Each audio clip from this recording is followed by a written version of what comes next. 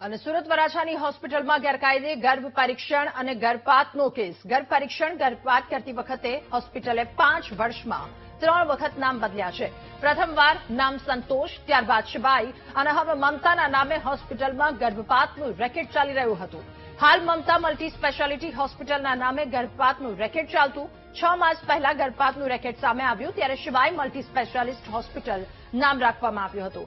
આ હોસ્પિટલમાં 10,000માં ઘરે આવી ગર્ભ પરીક્ષણ અને 15,000માં ગર્ભપાત કરી આપવામાં આવતું હતું. હોસ્પિટલના માલિક ડોક્ટર રામગોપાલ અગાઉ પણ પકડાયો હોવા છતાં તેણે રેકેટ બંધ ન કર્યું.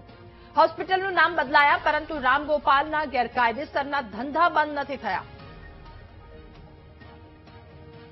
વધુ માહિતી મેળવીશું. સંવાદદાતા ધ્રુવ આપણી સાથે ફોનલાઈન પર જોડાયા છે. ધ્રુવ, હોસ્પિટલના નામ 3 વખત બદલાયા પરંતુ એ ગેરકાયદે ધંધાએ ડોક્ટરે બંધ નથી કર્યા. શું વધુ વિગતો, શું કાર્યવાહી?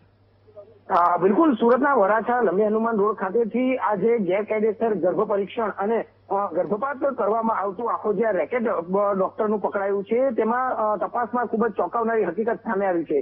આ જ હોસ્પિટલના માલિક જે રામગોપાલ છે તે અગાઉ પણ 6 મહિના પહેલા પકડાયો હતો અને આ જ રીતે તેનું સ્ટિંગ થયું હતું અને સ્ટિંગ બાદ તેની ધરપકડ કરાઈ હતી અને તેમાં જે ગર્ભપાત અને ગર્ભ પરીક્ષણ કર્યા હોવાનું આખું સ્ટિંગ થયું હતું જે સામે આવ્યું હતું.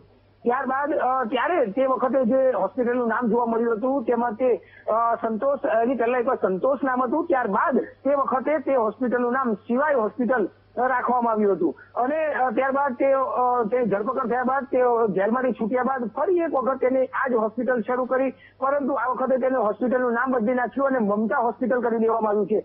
તે વખતે પણ શિવાઈ મલ્ટી સ્પેશિયાલિસ્ટ હોસ્પિટલ હતું અને હવે જે નામ રાખ્યું છે તેમાં મમતા મલ્ટી સ્પેશિયાલિસ્ટ હોસ્પિટલ નામ રાખ્યું છે.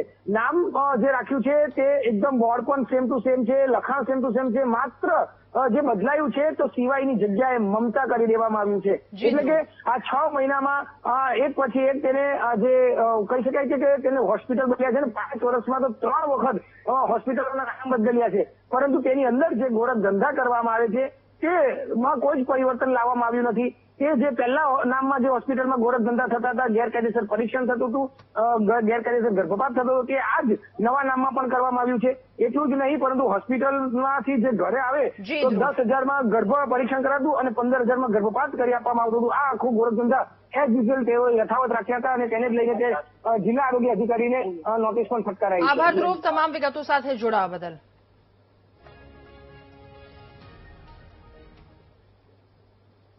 અને વડોદરા જિલ્લાના કાગડી